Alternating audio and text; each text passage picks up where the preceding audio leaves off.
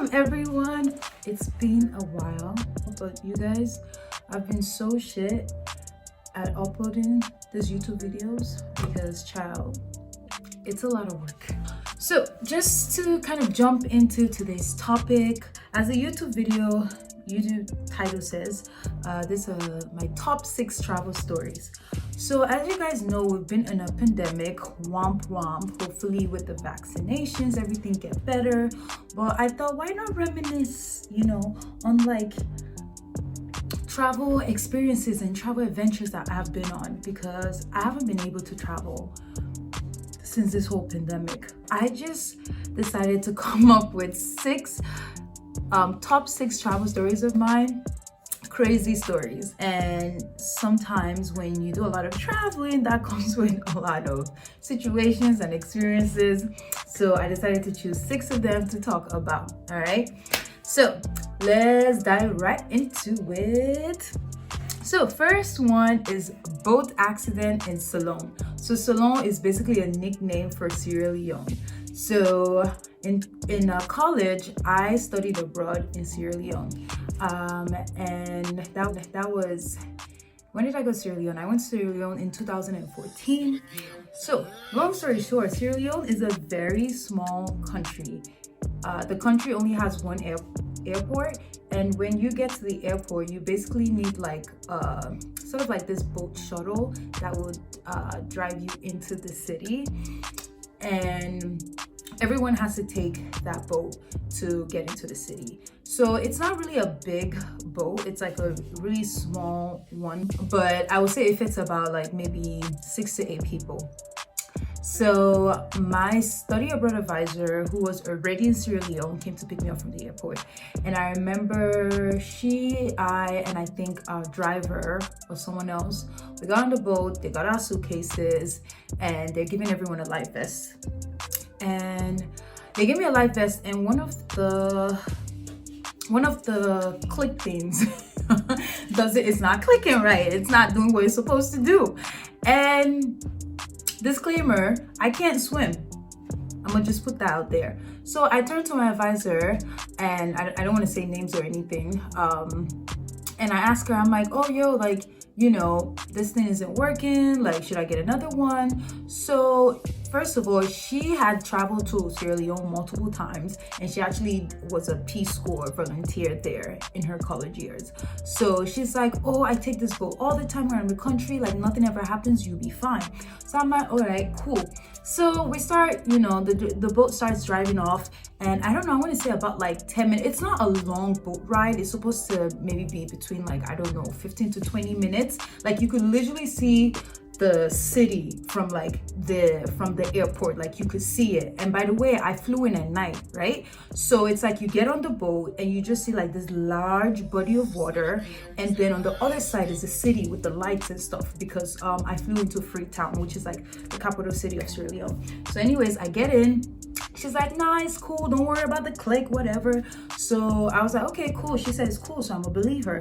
So I sit down, and then the driver is driving. I think we're about 5 minutes. I don't know, I keep saying driving. I mean, yeah, he's driving the boat. So about 5 or 6 minutes into him driving the boat, we just felt some kind of impact. Like, when something just comes out of nowhere, just like boom. And it took me a while to realize what was happening. But then where I realized, like, obviously there were some lights in the boat, but it kind of like went off.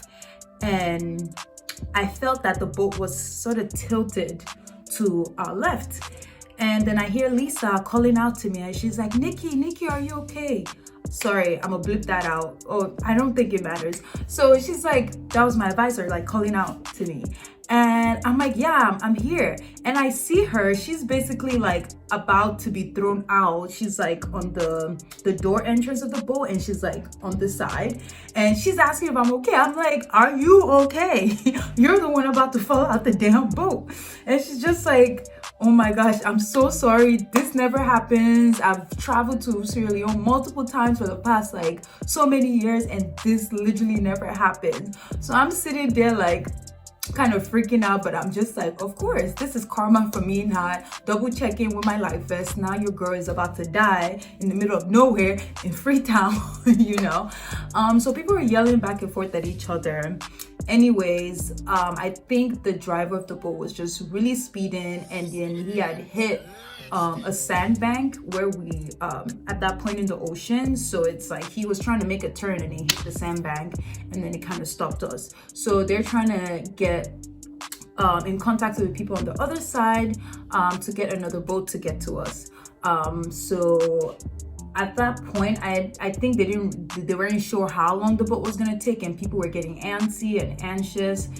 Anyways, I think about like 15 minutes, then the boat comes, and the boat comes over to us, but the boat couldn't get close enough to us, right? Because I guess the waves in the water. So what happened where like there were this tall, beautiful Salon man that came from the other side of the boat that just came to us. And then this is when I realized that actually where we were at that point, the body of the water wasn't that deep, because I just kept freaking out. I'm like, I can't swim. My life vest was basically not working. Now I'm about to die. So I would say maybe these guys were about like maybe 6 foot and above. So when they got out of the boat and they stepped into the water was basically like a little bit past their knees, but they were still able to control themselves in the water. So I was like, oh, it's not that deep. So what they did was that they came over to our boat and carried each of us one by one. I mean, I want to say there were about 3 or 4 of them, carried us on their arms like this to the other side of the boat. And there I am, like damsel in distress. It's like, oh my God, help me. So that was that. And then we got to the other side, and my advisor just felt really bad, because she's like, I literally had just told you nothing ever happens. And my school and everyone from my undergrad school were kind of like freaked out, thought that I would be like traumatized, I wouldn't want to get on another boat again. I'm like, child, this actually gave me motivation to go learn how to swim. Okay, so there was that story. And my next story, so for each travel story I like have them titled. So the next one I titled Psycho Guy in Amsterdam. Okay, so this happened 2015. This was my first time solo traveling ever, like traveling by myself, and also not even knowing anyone, like not even a living thing in the city or the country I was going to. So obviously I was going to Amsterdam, which is in Holland, and I think I planned to be there for about 3 days. So let's backtrack. So I decided, I want to solo travel in Amsterdam. I decided to do an Airbnb, and I preferably wanted an Airbnb with someone who would have the time to like show me around the city and stuff. So there was this guy, and trust me, I always read reviews. Like I make sure I do a lot of reviews and just read people's comments before I stay with anyone, especially if they're like of the opposite sex. So I read about him, and a lot of people said like he was very charming, he was very nice, and just very helpful in like giving them advice about the city, yada yada yada. So I was like, cool. So I messaged him when I was coming. He's like, awesome. He mentioned, I obviously saw pictures, and he said he stayed in a studio apartment. So he has sort of like had a divider between what was like his bedroom and the living room. So he's like, you'll be in the living room with like a pull-out sofa or whatever.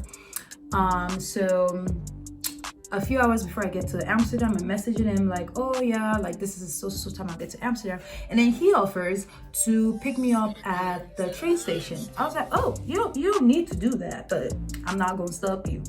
So I get to Amsterdam, he pulls up, and so as we're walking over, he's just like, giving me ideas. So I actually ended up staying in a town a little bit outside of Amsterdam. It's called Haarlem, because it was cheaper. And then I just figured that, whenever I wanted to see touristy stuff or see the city, I would just take a train back into the city, Amsterdam. So we're basically, we didn't walk to Haarlem. Anyways, he just accompanies me back to his apartment, and then we go upstairs, and he gets me settled and everything, and he's asking me questions, blah, blah, blah, blah. And I asked him about himself too, and he said he was originally from Libya, but he basically was, I think he was born in Amsterdam, if I'm not mistaken. Anyways, then he decides to throw out of nowhere. He's like, oh, by the way, like, I kind of double booked you. I'm like, double booked what? He's like, well, but you'll be fine. He's like, basically this girl, because I booked his room through Airbnb. And then there's another website called, what is it? I forgot I forgot the name. It's like when people just sleep on your couch. If I remember the name, I'm gonna put it up there or something. But it's just when people just couch surf. Yeah, there we go, couch surf. And it's when people stay at other people's places for free. So he said this girl had booked the place through couch surf the same night that I booked my stuff. And I'm looking like, okay, well, I paid couch surf. They don't really pay, so I don't know. He's like, no, don't worry. Like, I got it figured out. And he's like, yeah, she'll be here in 2 hours. So I'm just like, okay, cool. He said I'm settled, so I don't have to worry about it. But at the same time, like, where is this girl gonna sleep? So the girl pulls up and she's very sweet. I asked her about herself. So she's originally from Mexico. She's Mexican. So she had been doing this whole European tour. And I guess she was stopping on her way back to Mexico. Like, she really loved Amsterdam and she wanted to stop by and, before going back. So I was like, okay, cool. So we start talking, we're getting along, all that stuff. So this guy comes in, you guys know, like, weed is basically legal in Amsterdam. So he's pulling out the weed and stuff, like, oh, do you guys want to smoke? I'm like, oh, no, that's good. And I think the girl smokes or whatever. And then he's like, yeah, we could do, actually, no, he didn't say we could do anything. He was just like, yeah, we could watch movies, blah, blah, blah. So I was like, oh, I actually wanted to see if I could, like, go into the city today. And it's tonight, because at this point it's later in the evening. And he's like, just giving all this random excuses, like, oh, the buses, the trains don't work around this time, this is, all this. And I'm like, this don't sound right. But also at the same time, I was like, yo, it's your first night. You should probably just, like, chill and just hang out. So the other girl, so she decides to get on Tinder. She's like, yo, let's see what's up with the guys here. I was like, that's a good idea, right? So we get on it, and then I sense that the guy that's hosting us, he's getting a little bit tight. And I'm like, why is he mad? So he's just giving attitude and all this stuff or whatever. And he's just smoking away. So I'm like, okay, this guy's acting mad weird. So the girl decided, she's like, let's go outside. Like, let's just, like, walk around the neighborhood. Again, he's coming up with all these random excuses. I'm like, we're going outside. So we leave and we're just walking around trying to find food. We find food, we come back, we're chilling, and then he starts trying to, like, dance on the girl, and she's, I could tell she was a little bit shy, so she's trying to, like, move away, but he's trying to, like, force his waist in, but, she kind of, like, find a way to just avoid him. And then it comes to us going to sleep. So I'm like, yo, I'm tired. So obviously we were all three of us were hanging out in the living room, and he's just like, okay, he pulls out the couch, like, sets my bed and stuff. And then I look at the girl, I'm like, yo, where are you going to sleep? She's like, oh, I'm going to sleep on his bed. I'm like, wait, what do you mean you're going to say? She's like, oh, no, it's fine. Like, I'm just going to put, like, a pillow, like a divider between us, and then we'll be fine. So I was like, that's kind of weird, but if you're comfortable with it, whatever. By the way, I said this was a studio apartment. So all that was separating the living room, which was where I slept, and his room was a divider. So we go to sleep at night and I'm asleep, and then all of a sudden, I don't know what time it was at this point in the evening, and I hear, I'm like, oh hell no. I'm like, what's going on? So I wake up because I'm trying to figure out if it's like, stop it, or like, stop it right now. So I'm awake, I'm alert, and the stop it kinds of faint, but I still just didn't feel right. Like, I just wasn't comfortable going to sleep, like deep sleep anyways. So I'm half awake, half asleep, and morning comes. So I think I go to the little kitchen area, and then the girl comes and she sees me then. I'm like, yo, what happened?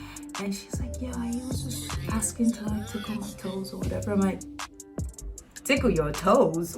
I'm like, what? And in my head, I wanted to say, I told you so bad. Because I'm like, what did you think was going to happen? It's couch surf couch. whatever, you do it for free. Like the person takes you in for free, and then the sleeping arrangement is for both of you guys to be in the bed. I mean, I'm not saying he had the right to do that, but at the same time, I'm just like, yo, shorty, you shouldn't be doing that in general. So I didn't say that to her, but I'm just like, I'm mad for her. I'm like, why would he be tickling your toes? And she's just really this nice girl, and I don't think she likes confrontation at all. And she's just like, yeah, like he stopped, like we're fine. And I was like, yo, I will sleep on the floor. You can sleep on the bed tonight, because I think, yeah, I still had 2 more nights or 1 more night. I'm like, you can't be doing that. He can't be doing that, you know? So she's like, yeah, thank you, Acha. I would really appreciate it. I was like, yeah, don't worry. Like, I'll sleep on the floor. You sleep on the bed. Well, the pull-out couch in the living room. So I don't think I finished that sentence. This guy came out of nowhere, and he comes to the kitchen. He's yelling at us. He's like, well, actually, before he rolled up in the kitchen, we noticed that the Wi-Fi was gone. Like, it just randomly disappeared out of nowhere. And I was like, the internet was working the night before. But I also know, I think I saw him around the whole internet place in the apartment when the girl was on Tinder, if you know what I'm saying. So I'm pretty sure he turned it off. So I'm still trying to figure out why the internet is not working. Then I'm trying to tell Shorty that she's not sleeping in his bed that night. Like, I will sleep on the floor. I'm fine. I like sleeping on the floor sometimes too. Like, it's good for your back. And he comes out of nowhere. He's like, You know what? You need to get out. You guys need to get out. I'm like, who is he? Who is he talking to? And he's looking at her. He's like, I didn't want to take you either. I I was just trying to help you. Now you guys are talking about me. I was like, because you were trying to tickle her toes or kiss her toes or whatever. Yes, we have the right to talk about, why are you harassing her? He's like, you can leave too. I don't care. Both of y'all can leave, blah, blah, blah. And we're like, what happened to the internet? He's like, I don't know. They shut off the internet. I'm like, they just conveniently decided to shut off the internet right after you got tight that she was on Tinder. Like, what is your aim here? Like, what is your game plan here? So the girl is like, so he actually points to me because he saw the way I was getting mad. He's like, well, you don't have to leave. You did Airbnb, but she has to go. I was trying to help her. Now here she goes harassing me. I was like, if she goes, I'm going too. What makes you think I want to stay in this hellhole? So I'm like, girl, pack your bags, we're leaving. And I'm low-key freaking out because I didn't have internet to even look up where we're going. I mean, I sort of had an idea of how to get back to Amsterdam because, again, I'm outside Amsterdam. But I'm just like, pack your bags, we're leaving. So we go downstairs and I'm so mad. I'm like, are you? And sometimes when I get so mad, I start laughing. I'm like, are you kidding me? Did this just happen right now?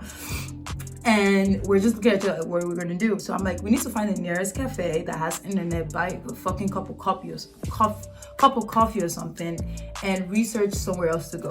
So we get to a cafe, and then she's like, yo, like, let's stay in the hostel that I stayed in when I was in Amsterdam previously. So I was like, okay, let's go check it out. So basically, long story short, we went to the hostel that she suggested. Number 1, it was cheaper. Number 2, it was right in the middle of the city. And number 3, we had so much fun. Like, we didn't even, our things were just in the hostel. We basically spent all night out in Amsterdam, just like hanging out with random people, running into like random, groups of like Irish bands that were going on a tour or something, and just follow them to random clubs. Like, it was so much fun. And we just both looked at each other like, are you kidding me? Like, why did you even waste our night there? But at the same time, like, we wouldn't have met each other. So that was in 2015, and actually, like, we did like a little reunion trip back in 2018, I want to say, in Miami. We met up in Miami. She came to visit me in New York. We're still very good friends, but I'm glad I got to meet her through that weird ass experience. Okay. Travel story number 3. This one's titled Singles Cruise in Bahamas. So this was in 2017. Your girl was still maybe 2 years fresh in New York, and I just wanted to explore. Like, that's the kind of person I am. So at this point, I've never been on a cruise before.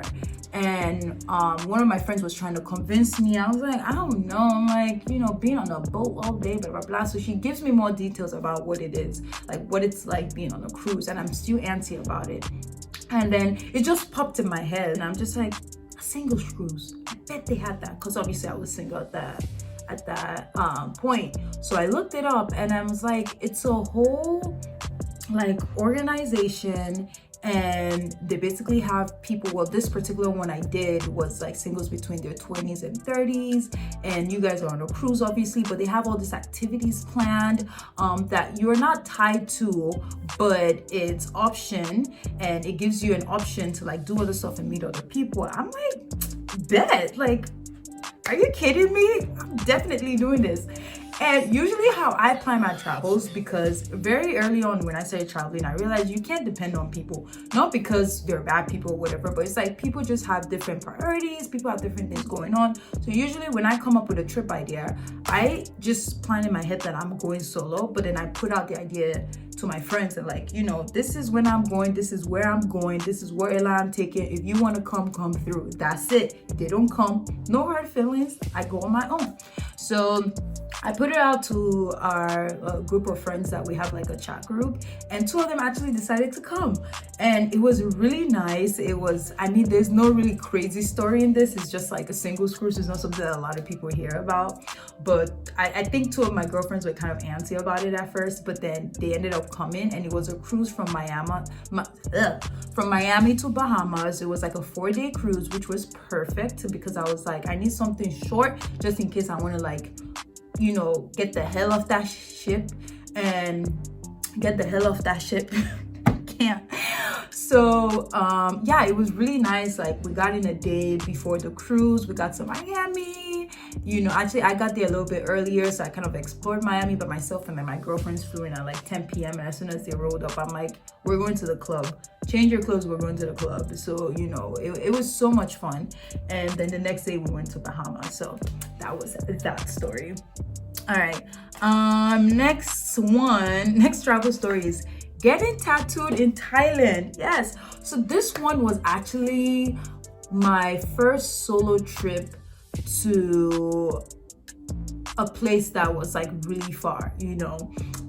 So how this happened was, actually I had planned this with a friend, but like I said, still knowing that, child, there may be a chance you might be doing this on your own. So my friend who I met in Sierra Leone, she's a Sierra Leonean, and at that point, so this was in what year was this? 2017. So she was doing her master's in China or something. So obviously she's closer to Thailand. She's been wanting to go to Thailand, and I've been wanting to go to Thailand. So we were supposed to meet up in Thailand, you know, and stuff. So I think I went to Thailand November 2017. We started planning this March.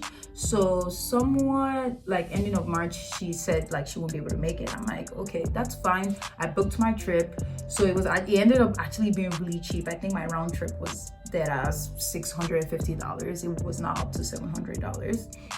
And I went to Thailand. So I went to Phuket, I believe that's the name of the city, which is a different city from Bangkok. Obviously, it's like, you know, supposed to be more, well, that's where Phi, like the island that you normally see people take pictures at, and just a lot more less crazy. I mean, no, Phuket, like the main, you know, like the downtown is like crazy, but you also, that's where you can get to see the elephants or just see a little bit more nature and just, you know, something different from Bangkok. So anyways, I was only supposed to be there for 2 days. So I had planned one of the days that I was going to go to the elephant sanctuary, which is not the place you ride the elephants, because I'm like, I just didn't want to ride the elephants. You get to play and bathe the elephants and feed them, blah, blah, blah, blah. But it was a very far drive from the hostel, and it's like an all-day activity. So basically we needed to be at the front desk of the hostel, because I booked like a group thing at like 6 a.m. and then, you know, the shuttle came at 6:30 and then he drove you. So let's just say your girl the night before had a little bit too much fun drinking with people that I met at the hostel, that I couldn't wake up to get the shuttle. I was so pissed because that was all I had planned for that day. So I woke up like, damn, are you kidding me? Like, you should have just had one drink. Now you can't see elephants because you got a flight going back to Bangkok the next day. So I wake up and I'm just like, this isn't fair. So I'm like, I need to do something. So right there and then, I mean, honestly, I had thought about it, like getting a tattoo in Thailand, just because Thailand is known for like giving like their tattoos are ridiculously cheap, but they also have like really good tattoo artists. So I kind of played, like I thought about the idea before I went to Thailand, but I didn't actually think I would get through with it. So when I missed my bus to go see the elephants, which I was really sad about, because deadass, that was my main reason for being in Phuket. I hope I'm saying the name of the city right. I was like, fuck it, I'm getting a tattoo. Like, I think this is a sign. So I just basically went down the street of Phuket by myself and was just looking for any tattoo place that looked legit, because obviously, yeah, it's cheap, but I still don't want the cheapest and then end up getting like, you know, I don't know, gonorrhea or something. I don't know, you get gonorrhea from tattoo for some weird ass disease.